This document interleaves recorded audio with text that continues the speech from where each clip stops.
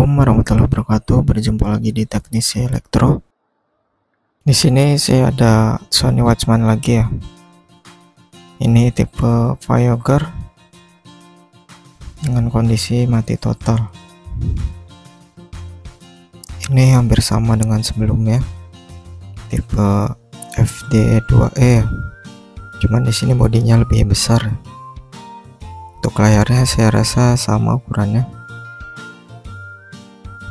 Nah, di sini juga udah ada beberapa bagian yang lepas ya, sepertinya sudah pernah dibongkar.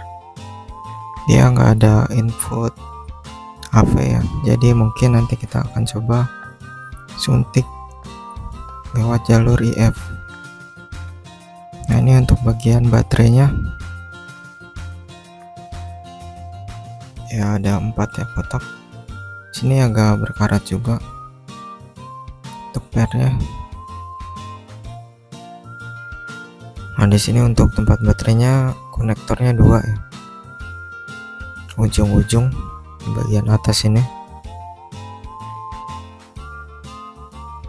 Oke, langsung aja kita akan bongkar ya.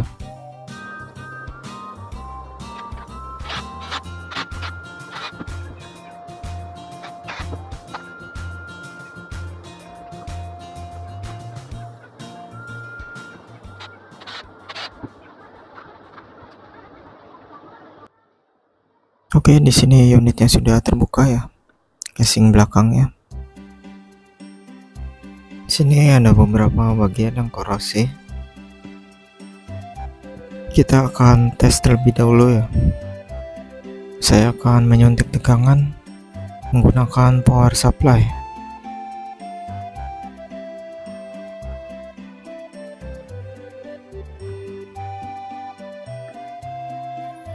Oke, untuk jalur supply di sini bagian negatif sebelah kanan ya, bagian dalam, kemudian positif bagian luar ya, sebelah kiri. Kita akan coba hidupkan ya.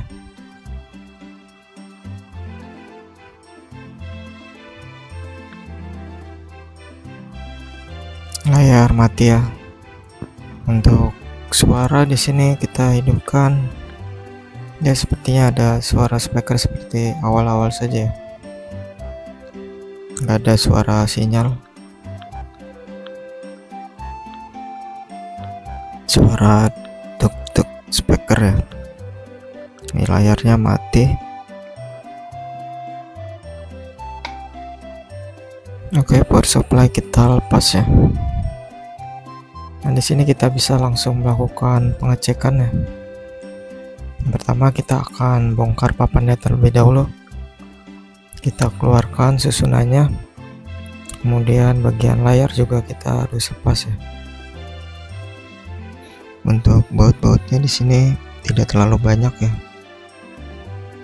pakainya baut-baut kecil ya.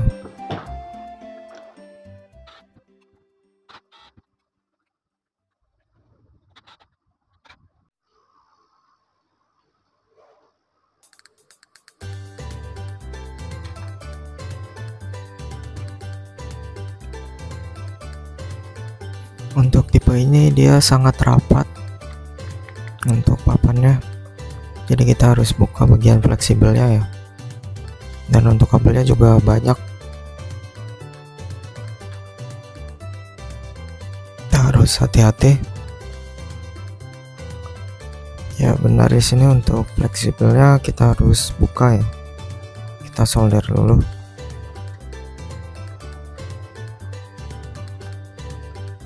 Ini kalau kita lihat sepertinya rangkaiannya cukup rumit ya.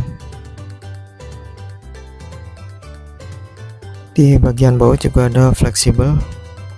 Ini kita lepas sekalian ya, biar lebih gampang.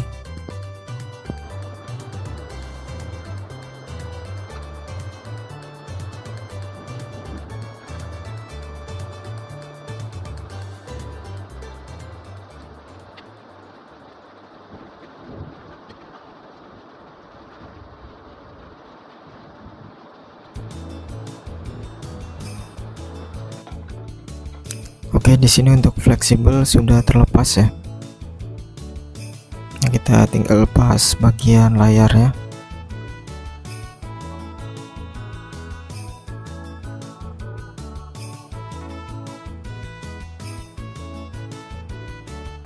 Di sini ada beberapa baut yang harus dilepas ya.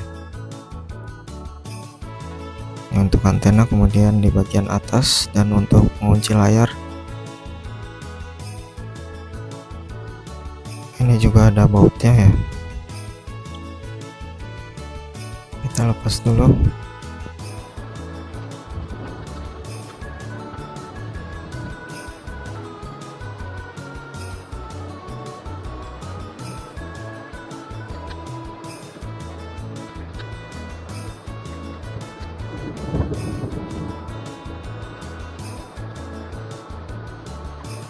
Untuk melepas layar kita harus membuka baut penguncinya ya. Baut pengunci ada di depannya. Nah, ini penutupnya kita lepas dulu. Kemudian nanti ada bautnya.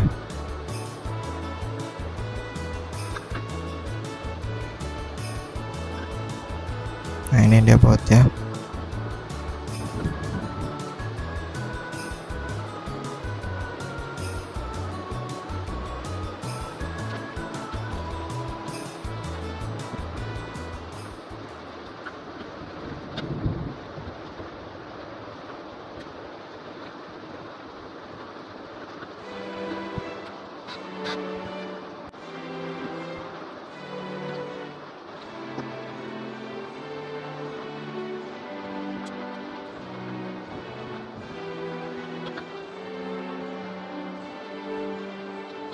Oke, di sini untuk bagiannya sudah terlepas semua ya.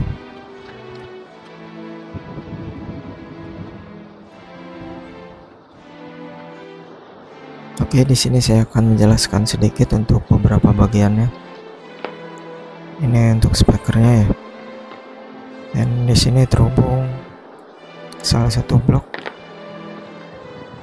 Kita bisa lihat di sini ada beberapa fleksibel ya. Dan ini untuk power amp ya. Kemudian di sini untuk papan yang kecil ini seperti regulator ya. Nah, di sini ada trafonya. Ini trafo ya.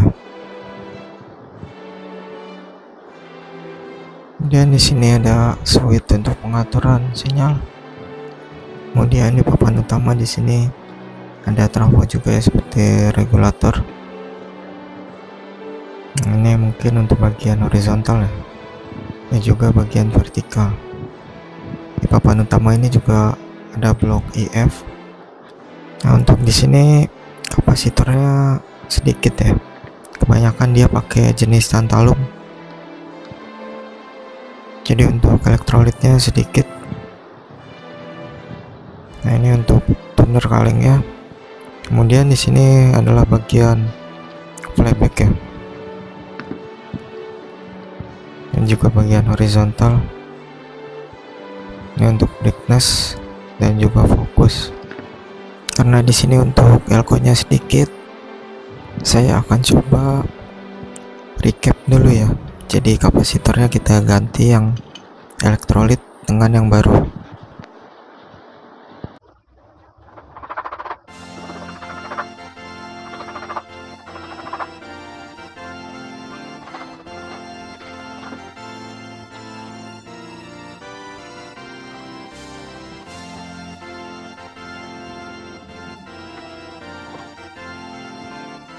Oke, di sini saya sudah melakukan pergantian kapasitor. Di sini hampir semua saya ganti kapasitor elektrolit ya, atau elko-nya. Ternyata setelah sudah dilepas lumayan banyak juga jumlah elko-nya. Nah, ini dia untuk elko-nya ya. Dan di sini saya mendapati beberapa kapasitor yang rusak ya. Jadi memang benar untuk kerusakannya dari kapasitornya. Teman-teman bisa lihat ya. Ini kondisinya sudah parah ya. Jadi dia elektrolitnya sudah keluar. Nah, di sini saya sudah ganti semua. Kemudian untuk sumber masalah juga saya sudah temukan. Jadi di sini kita bisa lihat ada salah satu resistor yang terbakar. Nah, ini dia resistornya. Resistor ini sudah putus ya. Dan dia ternyata satu jalur dengan elko yang bermasalah. Kita lepas dulu ya untuk resistornya dan kita akan ganti dengan yang normal.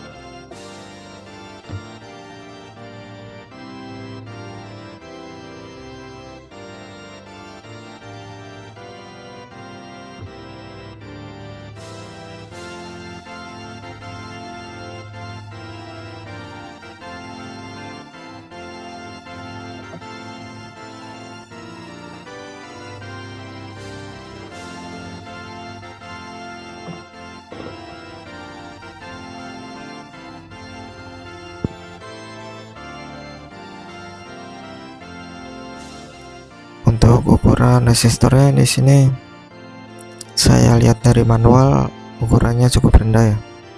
Ini seperti Airvius ya. Kita coba ganti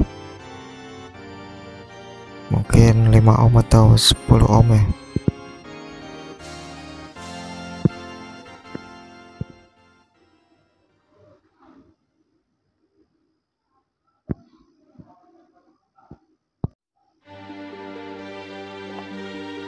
Untuk jalur resistornya kita cek lagi ya. Kita pastikan tidak ada yang short.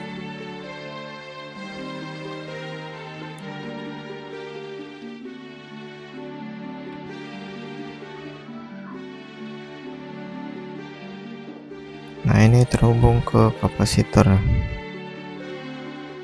Ini kapasitornya baru. Kita balik. Nah, di sini nggak ada hambatan ya, berarti jalurnya aman. Sekarang kita ganti resistornya. Di sini saya akan ganti resistor dengan ukuran 10 ohm. Setelah mengganti resistor, kita bisa lanjut memasang fleksibel ya, dan melakukan pengetesan.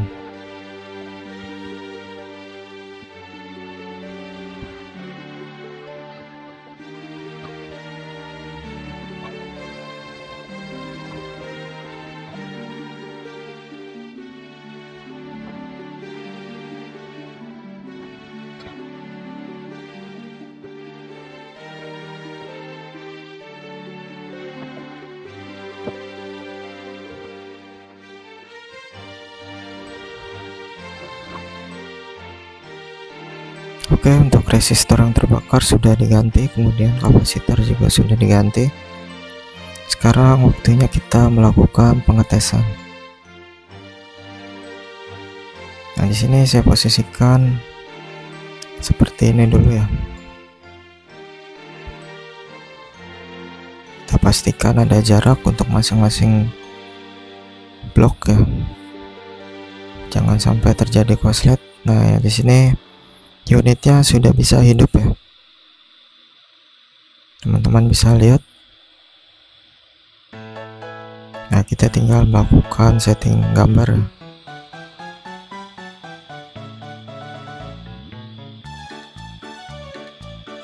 Untuk penyetikan gambar kita bisa lihat manualnya ya.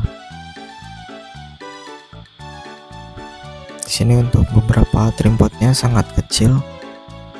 Jadi harus hati-hati ya untuk penyetingannya.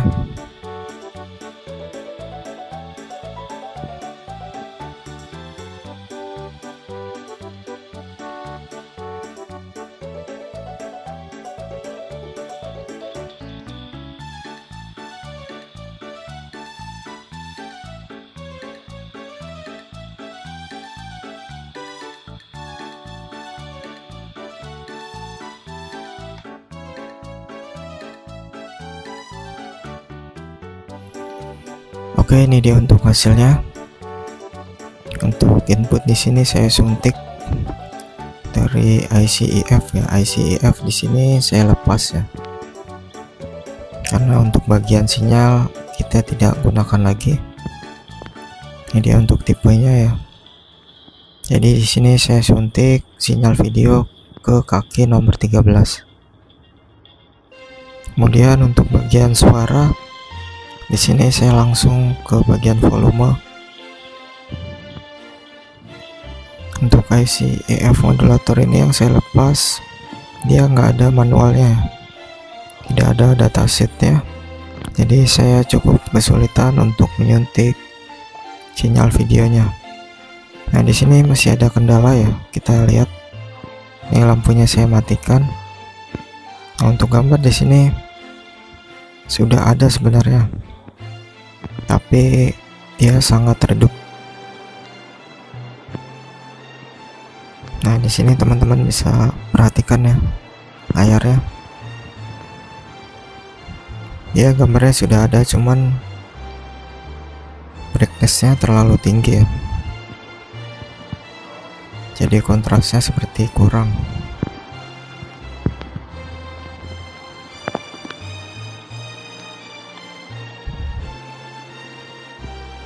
Jadi kalau mau jelas, brightnessnya kita turunin ya untuk menyesuaikan kontrasnya. Nah untuk tipe ini dia tidak ada pengaturan IK. IK itu untuk bagian katoda ya. Untuk FD40E itu ada, dan itu bisa membantu menaikkan kontras. Untuk tipe ini saya tidak menemukan bagian IK ya, penyetingan IK. Jadi untuk sementara sampai sini dulu ya untuk reparasinya. Dan di sini saya juga masih ragu-ragu ya, apa salah di inputnya. Mungkin di inputnya ada buffer lagi ya, jadi ada penguat lagi untuk videonya. Atau mungkin di sini ada kapasitor ya, kapasitor tegangan tinggi. Di sini menggunakan beberapa kapasitor mika dan juga keramik ya. Nah kapasitor ini belum saya coba ganti. Untuk tipe lain kapasitor tegangan tinggi masih menggunakan elko ya, dengan ukuran 100 volt. Tapi di sini dia menggunakan keramik. Untuk settingannya di sini sudah saya setting ya. Jadi untuk tampilan layar sementara seperti ini dulu ya. Yang penting unitnya sudah hidup.